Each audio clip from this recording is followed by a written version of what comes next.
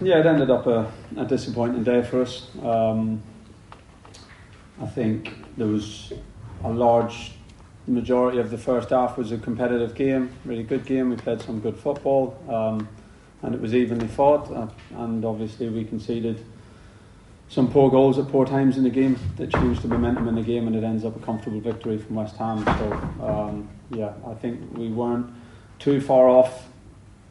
As much as the game ends up very, very differently, I don't think we were too far off it being a good competitive performance, but there were some moments in there that completely changed the momentum of the game, and in the end West Ham were worthy winners and were much better in the second half. Defensively, 4 goals in a row, being very solid at the back. Yeah, there was of course some errors in there. I think West Ham played differently than anyone we've played so far. To be honest, they were very, very direct. I think that was what we struggled with really. They were really direct to Antonio. He did a fantastic job with the aerial stuff and bringing people into play. They went direct to Souček.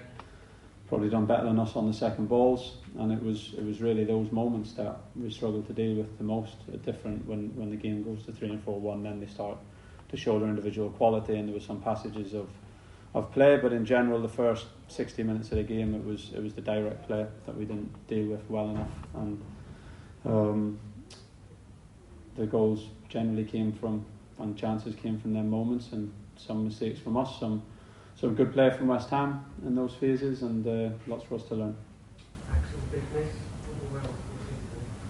I think he naturally would be with how he started the season. He's played every game and started the season well, so he's going to be out for a little while, so we're going to have to adjust and regroup as a team. He's done a hand injury, very unfortunate accident. He's had a surgery and he'll be out for a while.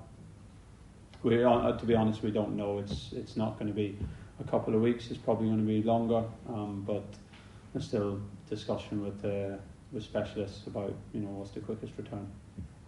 Stuart?